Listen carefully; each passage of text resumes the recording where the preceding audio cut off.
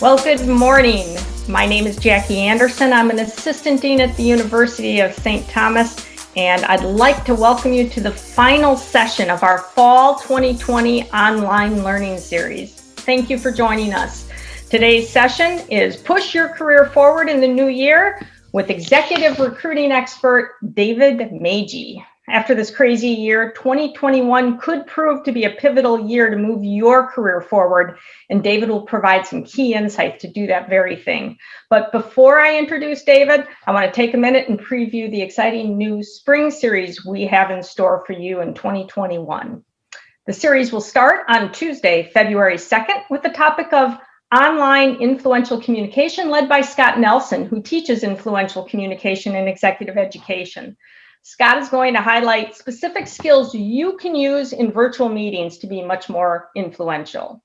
And then on Wednesday, March 10th, we're joined by University of St. Thomas management professor Ernie Owens.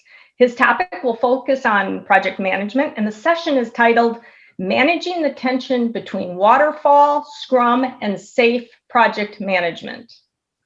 On Thursday, April 8th, we're joined by Professor Lynn Olson. He will lead a session titled Systems Thinking, a Leadership Game Changer. And if we've learned anything in 2020, we're all a part of a system. And then finally, we're going to wrap up our spring series on Thursday, May 6th, with Allison Smith, who teaches in our executive MBA. The title of her session is Joy at Work. And knowing Allison, that'll be done literally and figuratively in her dialogue. It'll be an uplifting close to our spring series. And speaking of uplifting closes, I can't think of a better session to end our fall series than today's session. I'm excited to introduce today's speaker. In a moment, I'm going to hand over the virtual platform to David. Please feel free to use the chat feature to ask any questions at any point during the session. I'm going to hold all the questions for the end, but please address them to all panelists. We'll wrap up between 8:50 and 8:55 to give you a little break before you go on to your next meeting. And if you have any technical difficulty, please know we're recording the session and we will send out a link to the session within the next few days. So with that, it is my pleasure to introduce Executive Recruiting Master and good friend of St. Thomas, David Magy. David is a founding partner in the executive search firm Ablin, Magy, Underberg and Associates, and it's a retained search firm that was named to Forbes' list of best executive recruiting firms in 2020. Now, David has been in the recruiting industry for 30 years and is a nationally recognized speaker and blogger on all matters related to search and staffing. And he has his finger on the pulse of professional transition. David has a degree in industrial psychology from the University of Minnesota and teaches as a subject matter expert in our degree programs here at the University of St. Thomas. Today, I can promise you that you will leave with new insights to support your professional journey. It is my pleasure to welcome David Magy to our online learning series. Wow, Jackie, thank you so much. I am honored to be here, and also want to thank the other people from the University of St. Thomas Executive Education Program. My background, as Jackie mentioned, is recruiting. I guess my entire career has been matching people and jobs. What I do every morning, though, and I'm a crazy morning person, I'm usually in the office by about 5:30. I'm on cup of coffee number 4 at this point. It's both legal and a drug. I do spend a lot of time every morning looking at economic data and other data as to what's happening. I look at varying trends. What I want to do this morning is actually cover a lot of material quickly, but the focus as we get towards the second half of the agenda is where we're going to see different growth opportunities and then what people can be doing to be visible. I believe in advance, the University of St. Thomas Executive Education Program sent out a list of terms. These are terms that I think you should know for 2020 and certainly as we get into 2021. I recently heard a statement, you don't work from home. In this day and age, you live at work. I do want to mention 4 terms. You'll probably understand why as I hit the 4. Some are just things for you to know, and some I think are rather trendy as we move forward.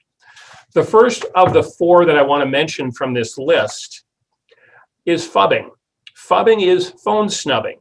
And it's interesting, that has come to be a lot more popular during Zoom meetings. We are really Zoom tired. We'll talk about that later on. But people are spending time multitasking. And so phone snubbing is, whether your video is on or not, doing something on your phone or multitasking while you are supposed to be in some other meeting. I'm going to take you to the second column and bring you to a term called Zert. That is a term that is very new this year. That is simply a Zoom shirt. Many of us are dressed from the waist up and are in sweats or something comfortable from the waist down. It is a term that became popular, obviously, since the pandemic started. And it's interesting, even retailers are feeling this term. People are going crazy buying shirts and blouses, but they are not buying slacks. Continuing down the list, I want to hit ROR, and it's something we are starting to see our clients really talk about. ROR is return on relationships.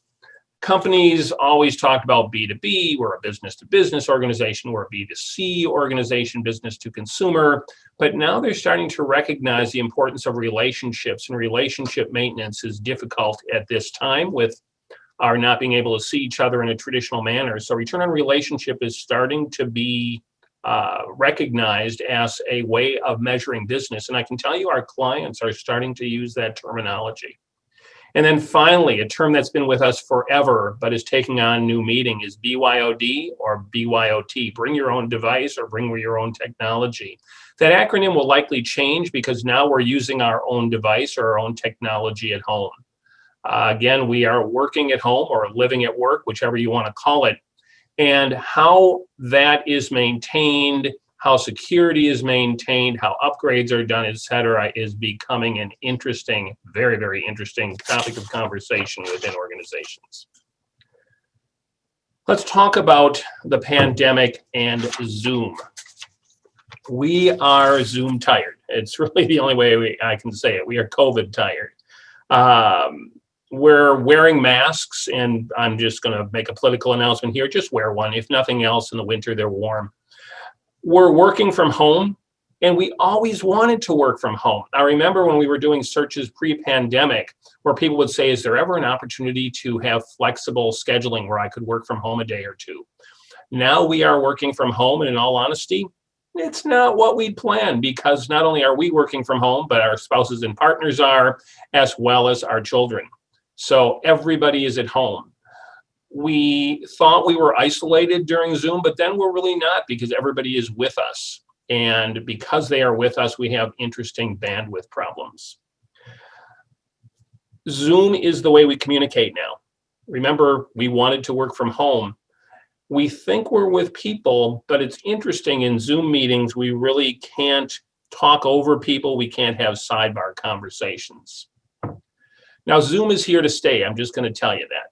What's interesting is technology is in its infancy. The two pictures on the right of the slide show what people typically are wearing, a sport coat and shorts. I am actually wearing slacks, but sport coat and shorts, or they're just putting their name on the screen and getting a cup of coffee. I want to mention some of the things, though, about this technology, because it's important that you understand. If you have your video on, you are always visible. So if you're moving around, getting a cup of coffee, we all know that. You need to think like an engineer when you're on Zoom. And what I mean by that is you want to build your platform up. The typical Zoom person, by the way, and you're going to be on Zoom well into 2021, if your computer is sitting on a desk or a table, it is looking up. I am seeing the ceiling and I am seeing up your nose. So put something under your computer. My wife and I at home, and I'm sitting in my office right now, but my wife and I at home have Tupperware that we use that we know is the exact right height to get our camera at eye contact. Know your background. And what I mean by that is know who's walking around behind you and who's making noise. Something you need to think about as you try to get more visible in 2021. Don't use a virtual background. That is the weakest part of technology right now, of Zoom technology. If you use a virtual background and you move back and forth, you begin to disappear. So be very, very careful. Also, if you talk with your hands, as we are so known to do, the problem with talking with your hands with a virtual background is fingers disappear, hands disappear. It becomes wildly distracting. And eye contact, by the way, on Zoom, believe it or not, is talking to the lens. So you're going to have to practice that. If you really want to develop eye contact, if you're having a Zoom one-on-one with someone, you want to talk to the lens, not to the screen. I have been asking all of my clients about what they want to be doing relating to having people around. And it's been really very interesting, and I think it will impact us moving forward. With the social unrest, with the safety issues that have existed since the murder of George Floyd, there have been some really interesting issues relating to sizes of employers as well as location of employers. We have issues, obviously, that started with the pandemic. I call the first pandemic date March 16th. That was the day at which I stopped seeing my coworkers in the office on a daily basis. But we've been doing this for a long time. Large employers seem to be waiting to bring people back. They originally thought maybe January, but now they're talking late spring, early summer. Small employers really want to get people back as quickly as possible. When I talk to my small clients, many of them have created protocols to allow people to come back. Something to think about depending on how you want to interact with your employees. Location is an issue. I have a son-in-law that works for Target Corporation, and he works downtown. Well, actually, he works from his home. Downtown is a problem. Target Corporation, I think, has a building downtown that is 37 stories and has 5,000 employees. Logistically, it is impossible to get people safely into that office on any given day. We're talking about people working from anywhere. And anywhere is interesting unless they want you in the office. Again, that used to be a freeing opportunity. Now we're not so sure. I have been surveying all my customers, and most of my customers are small to medium-sized businesses. And it's interesting, to an employer, they want to see people. They want to see people in the office. I asked each of my clients, if they had one promotional opportunity and two identical employees that were promotable, would they promote the person who works from home, or would they promote the person who comes in occasionally? And with one employer as an exception, they all said, we want to see people. That's really helpful to get to know folks. The economy. I just want to spend a quick moment, 3 slides, very fast, on the economy. All of the upcoming slides are from the conference board. These slides are available if you, or more correctly, the data is available if you simply Google conference board press releases. New interesting things come out globally on a daily basis. Each month, the conference board puts out an employment trends index looking into the future. And what's important to know is we have had 7 months of increases. Now, it's increasing at decreasing amounts, and we're still below last year, but we are seeing employment start to come back, and that is a positive. We'll talk about some of the unemployment numbers in just a moment.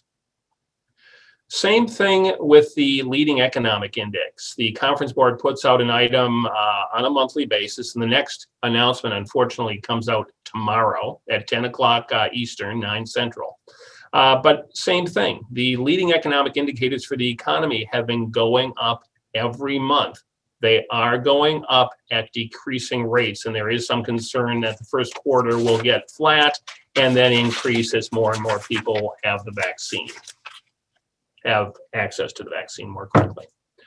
The last slide relating to the economy really focuses instead on us as consumers. We control about 2/3 of the economy as consumers, and the consumer confidence index actually declined in November. It was relatively flat in October.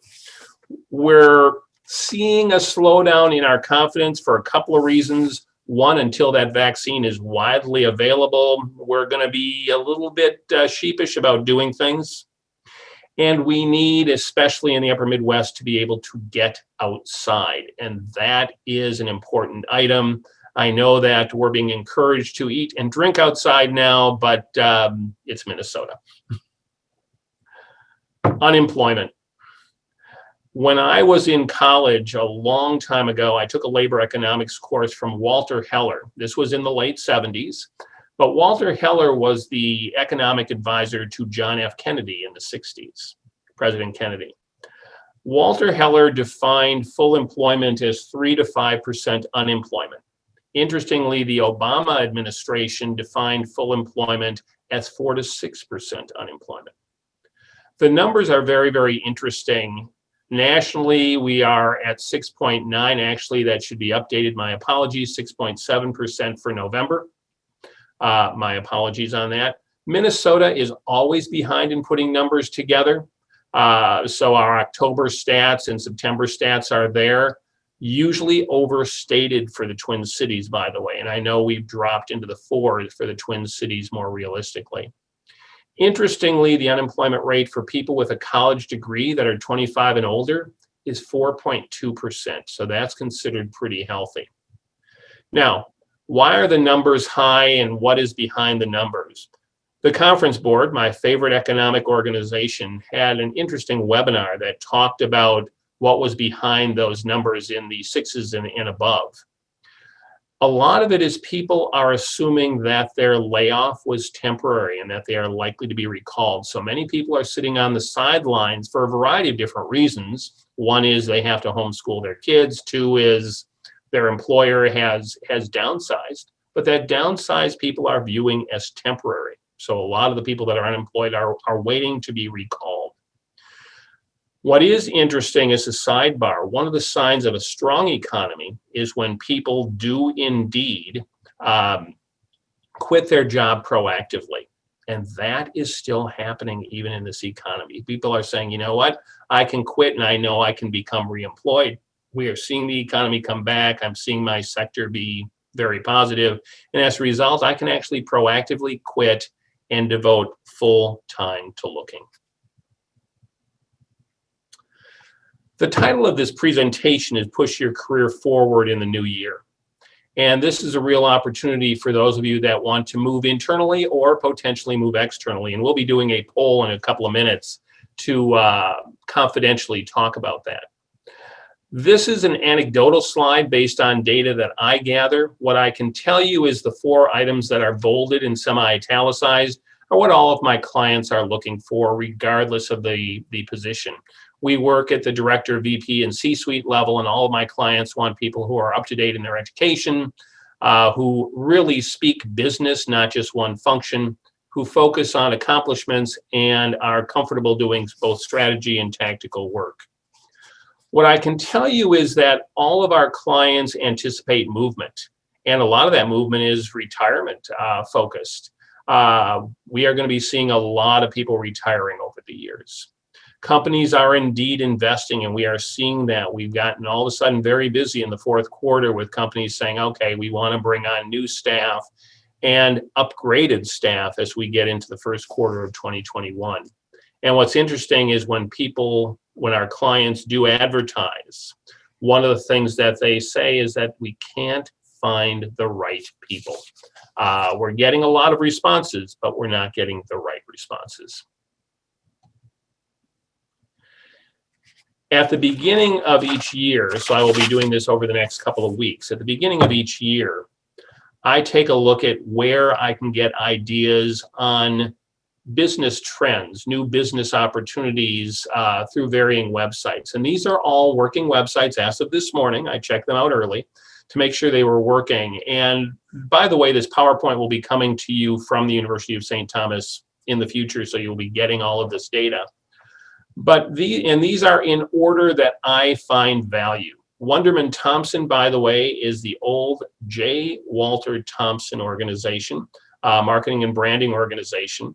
One of the people they have on staff used to be titled Director of Trend Spotting, something that I find just fascinating as a title. And her job was really to take a look at businesses that will impact us over the next many years.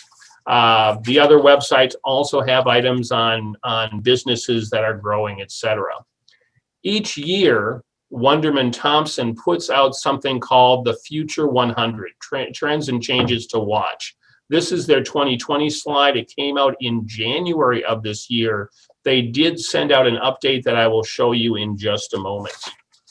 They take a look at 100 different trends or changes to watch in 10 categories. And the categories are really interesting as you look at them. Culture all the way down to finance. That's a new category for this year. An example under culture is they talked about one of the changes to watch is the new neighborhood. And it's interesting. They didn't know it in January, but we're seeing it based on what happened during the pandemic.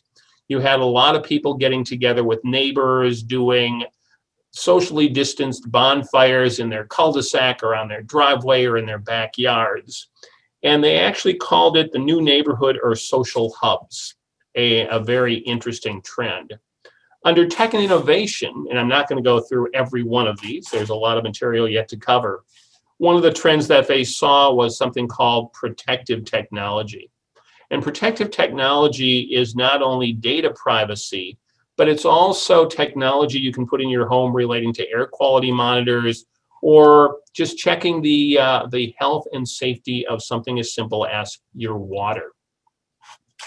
Going down the list a little bit, brands and marketing, one of the things they predicted in January and that we saw as true is people getting back to simplicity. Back to analog is what they called it, novelty and simplicity. And what happened this summer is interesting shortages of certain products. One of those products was actually fire pits. Another product was above ground pools. A third product was trampolines for people's backyards. The brands and marketing, back to analog, people were saying, okay, what can we be doing that's a little more simple and not technology-based, not screen-based? Going down the chart, retail was another growth area, but very, very different. Growth in the anti-excess area. And what you saw pre-pandemic, but certainly during the pandemic, is the growth in secondhand stores. People started cleaning their house because they were at home. And they started cleaning garages and attics and basements, and donations went crazy. Interestingly, in the retail environment, the secondhand stores began to get a little bit fussy. They said, unless it looks pretty new, we're not going to take it. But those secondhand stores will actually be worth, from a revenue standpoint, about $43 billion in revenue in the year 2022. Now, we had a pandemic, in case anybody didn't know, and Wunderman Thompson, the old J. Walter Thompson, came out with their 2.0 list. And their 2.0 list is fascinating because they said, okay, it's now May, and we are going to be seeing things different. So here are the top 20 plus another 5 that we noticed. Again, you're going to be getting this slide sent to you, but you can also just go online and download this report or read this report online if you're interested. One of the first items that they saw in terms of trends is optimistic futures. And what was interesting was even YouTube in the end of March came out with a channel called Some Good News. We were so tired of hearing about negative news about the pandemic. The political season was brutal. We wanted some good news, and YouTube came out with a channel that has gone crazy called Some Good News. I encourage you to check it out. Because of the pandemic, the new super creatives, if you go down that first column, became a huge growth category. Virtual Art Academy, new enrollments in March were up 5-fold. People started to do projects online, and art became one of those creative ways of doing it.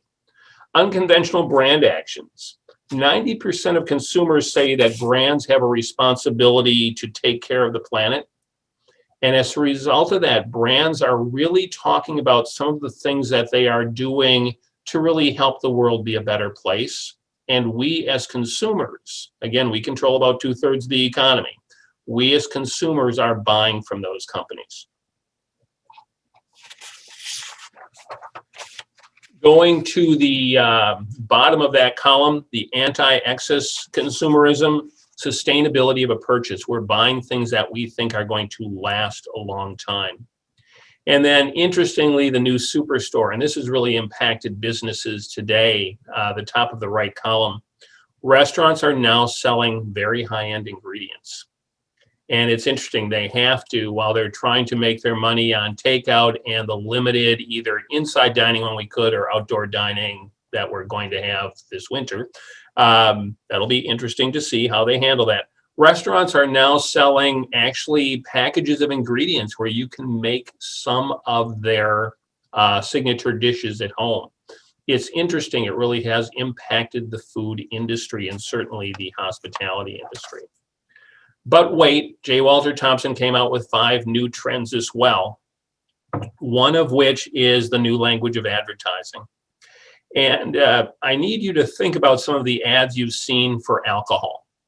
We used to be seeing ads for alcohol for Jack Daniels or whatever in bars and people celebrating, large groups toasting each other's celebrations. Now we're seeing small family gatherings or Zoom happy hours in the advertising. And advertisers have realized they really need to focus on their product sales, but how those products can actually be more usable today. And then the only other one that I want to mention from this one is renewed faith. It's really very interesting.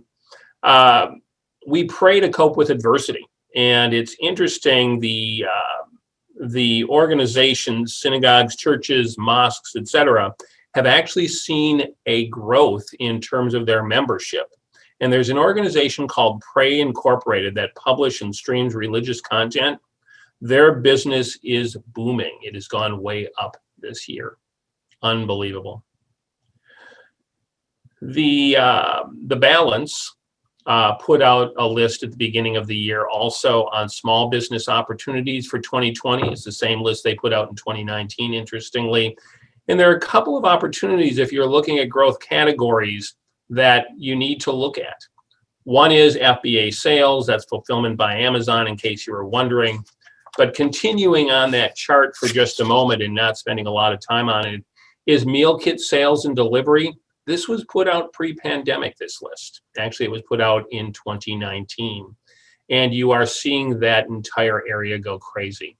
Home renovations, people have really been investing in making their home a more comfortable place, whether they need more office space because they've got kids and adults trying to office at home, or they're just saying, hey, if I'm going to stay here 24/7, 365, I may as well enjoy it more.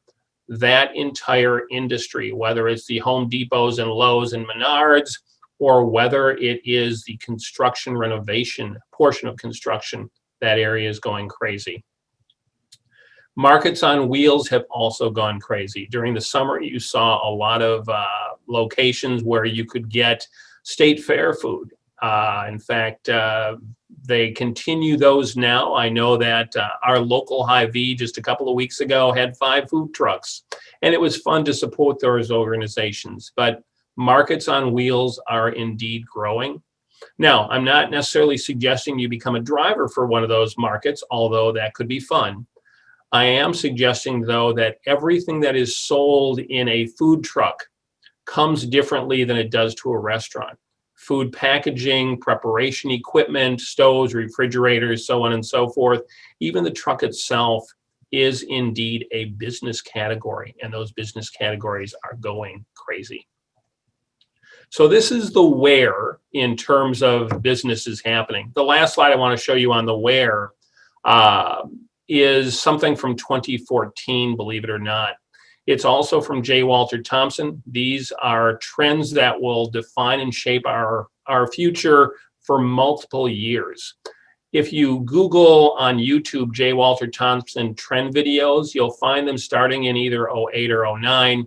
They end in 2014. They're 2-minute videos per year, 10 trends each video, so 12 seconds a trend, and they're cartoons, so they're sort of cute.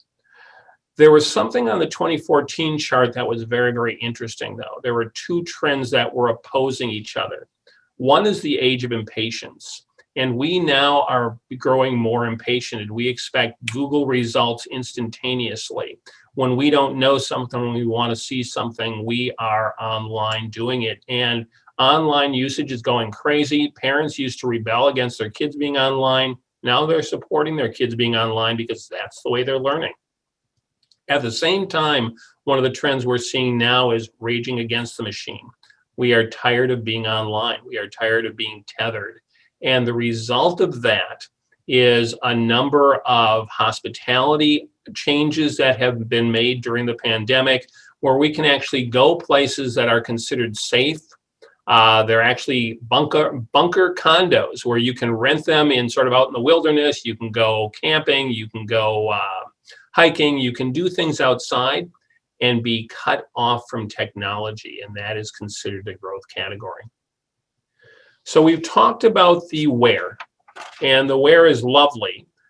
We're going to get into the how, but before we do that, we're going to be going to do a quick poll question. So let me turn it to the staff who's going to put up a quick poll question that I would like you all to, if you're comfortable, answer, keeping in mind that this is an anonymous poll, so no one will know your answer. The question is simple. It's, are you contemplating making a career move outside your organization in 2021? And it asks you by quarter, or a definitely not, or an unsure. I'll have you do that. I will not be voting. I want to talk about the how based on today's topic, how to push your career forward in the new year. And the how is incredibly important. I am from the Twin Cities. I joke about the fact that I am a transplant. I grew up in St. Paul. Very interesting, by the way. 31% said definitely not. 33% are thinking about it, unsure.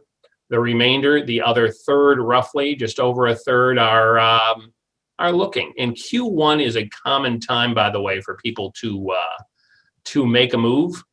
We see a lot of people saying, okay, my New Year's resolution is to do the following.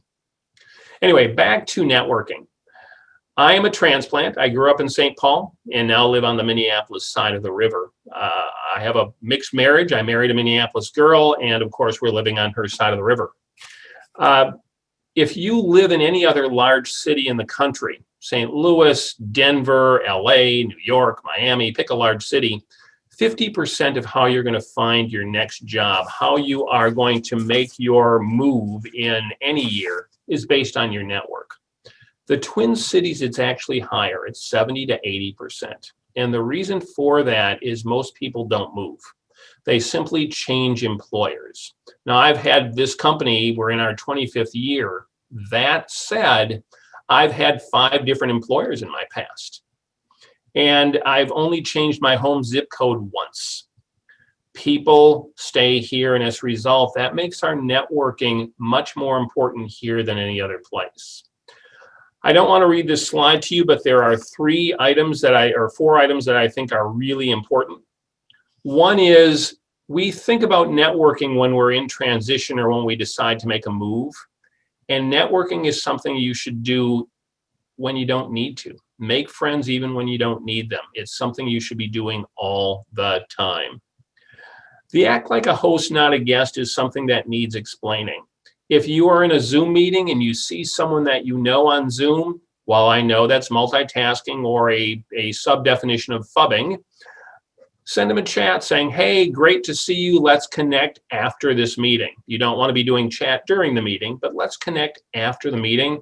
Hosts reach out to people and make people comfortable. Guests wait for someone to make them comfortable. Follow up. If someone sends you something, a chat message, an email, an in-mail, whatever it happens to be, follow up. Make this your top priority, and it should be a top priority. That follow-up is so important.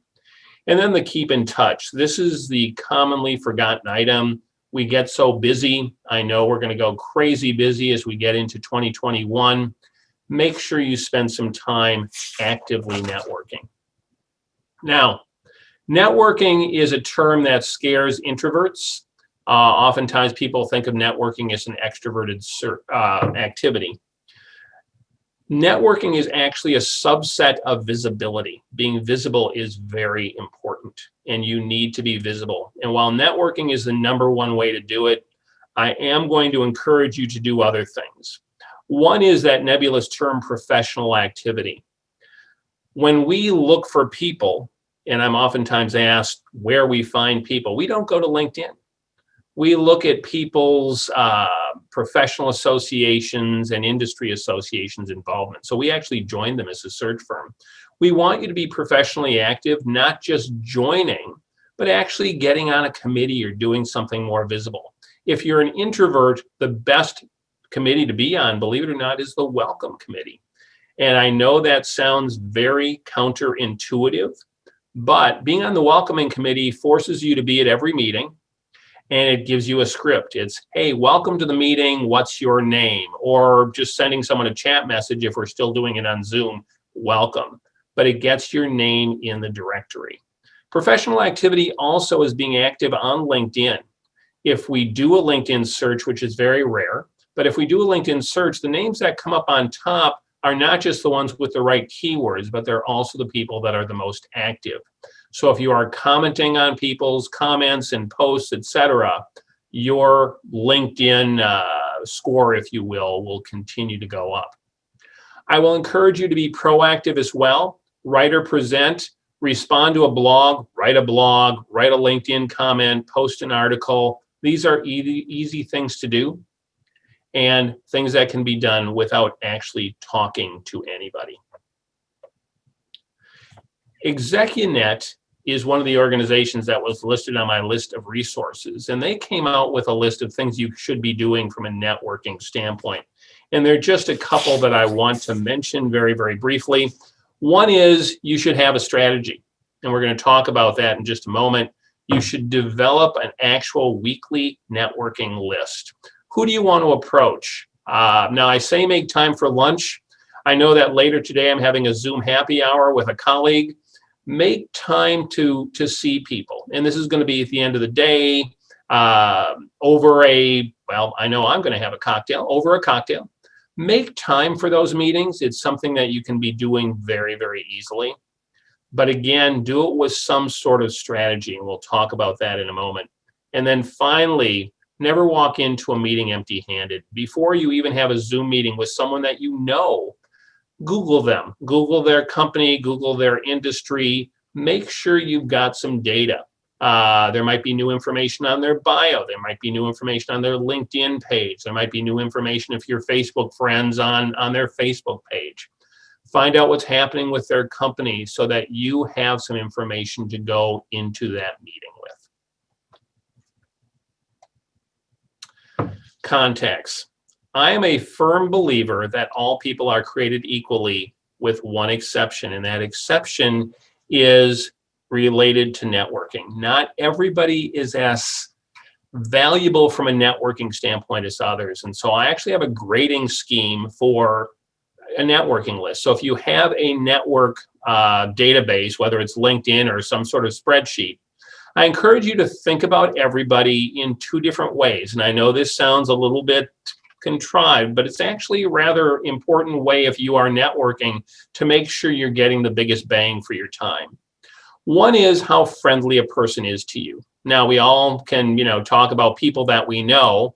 Some will take our call immediately, some are a bit of a jerk, and some fall in between. And I encourage you to think about your networking folks that way. You obviously want to call the friendlier people, but you also need to occasionally know where that jerk is working in case you are networking outside of your organization and run into them in the hallway.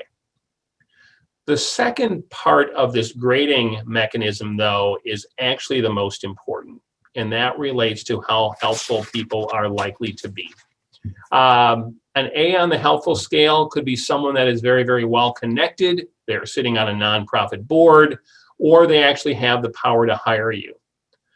A C, and a lot of us call our AC people, A-friendly, C, helpful people. These are people that are great friends of ours. They are comfortable. They are easy to talk to, But if you are looking at making a move in 2021, they are not going to be as helpful to you. They are the kind of people you probably want to walk around Lake Calhoun with, but they may not be the kind of person you want to be networking with. And if you are building your list from a networking standpoint, focus on what I call your double A's.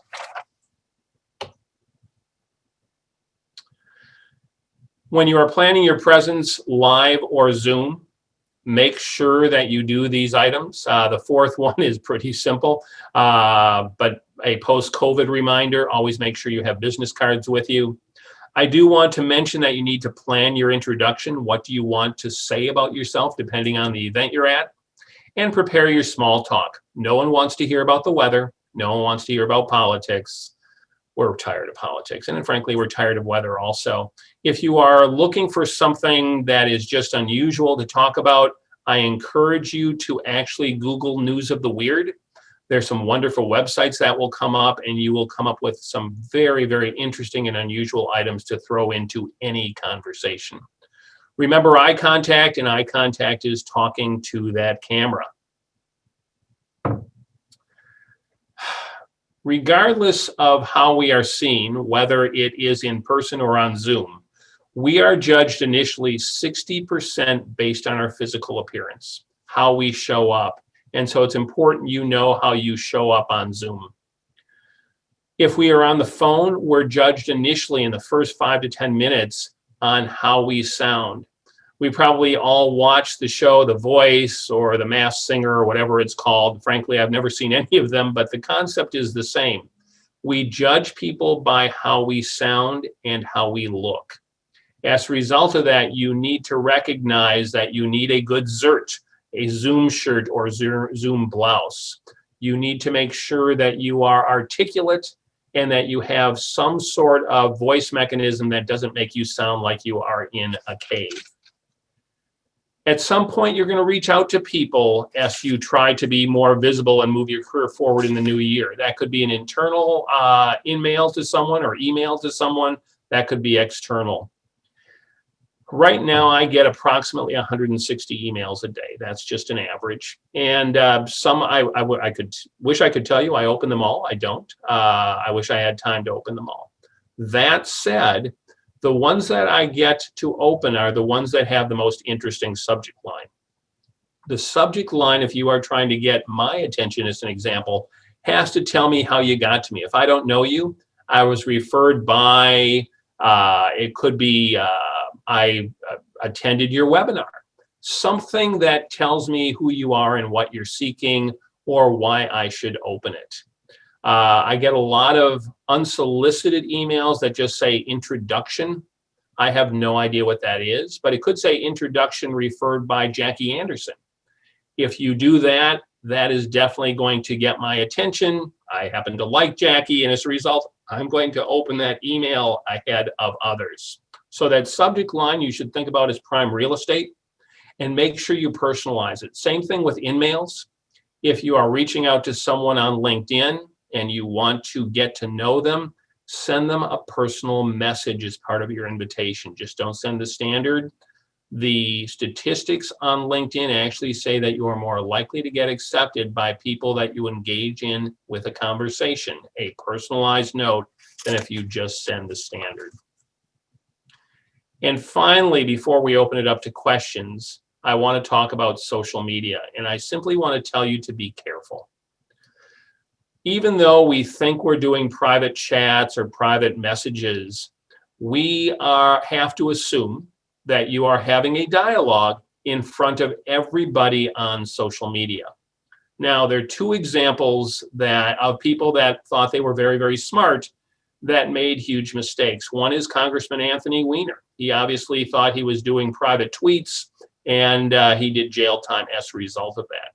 But the other, and this was just a few years ago, was a group of Harvard freshmen that during the summer before their freshman year had created a private Facebook group. Private is what they thought it was.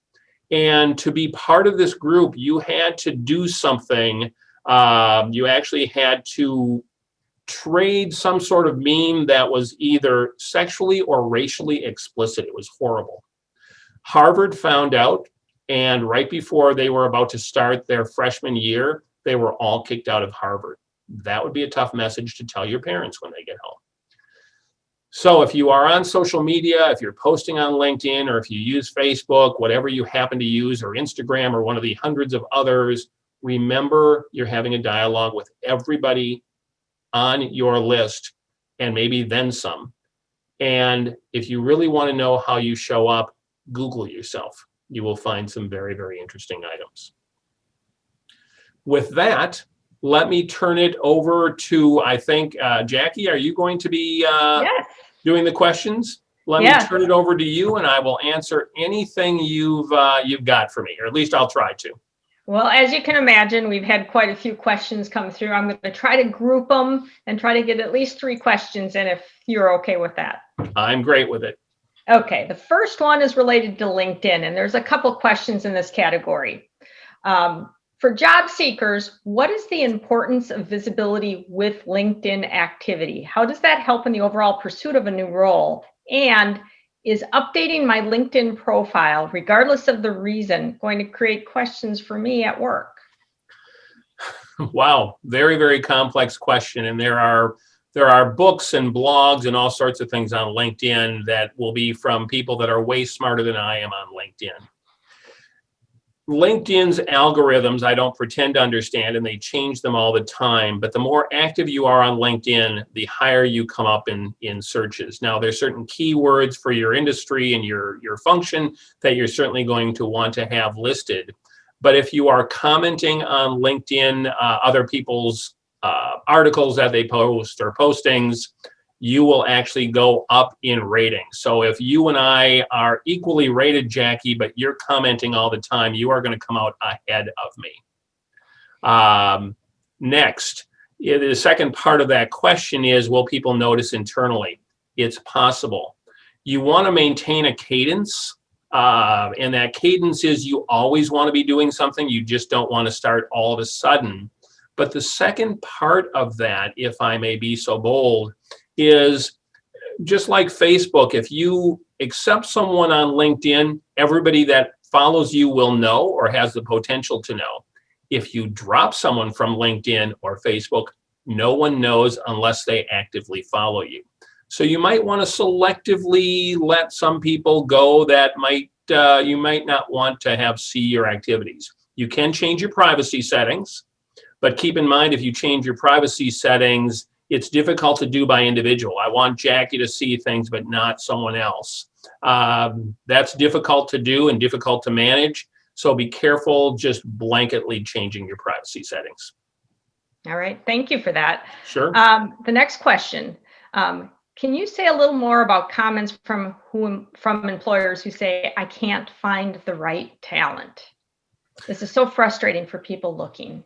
That is so interesting. So I'm old, as some of the things behind me on the wall might signify. That is a working phone and a working coffee grinder.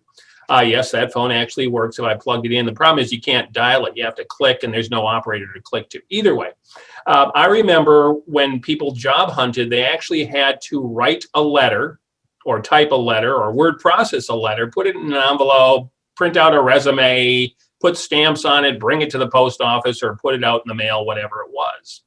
Today, it's really simple. You see an opening, it looks intriguing, you click on it, you attach something, and you send. Sometimes you personalize it, sometimes you don't. So employers are inundated with people that figure, why not? What's the cost of applying? And there is no involvement in time or cost. You can apply within seconds. So they are just getting inundated with everything. And frankly, it is when people post a job. Now, I own a search firm, so there is an agenda here. I have to say with my comment, it's oftentimes a post and pray. You pray that the right people are seeing it. And while we think technology is perfect, we do need to know that not every job that's posted on LinkedIn is seen by everybody, and not every job that's posted on a company's website is seen by everybody. It's seen by some active job seekers, but not necessarily the person that you're targeting. And so when we take on a search, and it's a search where a company has tried on their own, they commonly say, we got 300 responses. There wasn't one that actually had the key skills we were looking for. Perfect. Thank you for that answer. And thank you for answering one of the chat questions, which was about the phone above your shoulder. It actually, if I plug it in and you dial my office landline, it would ring.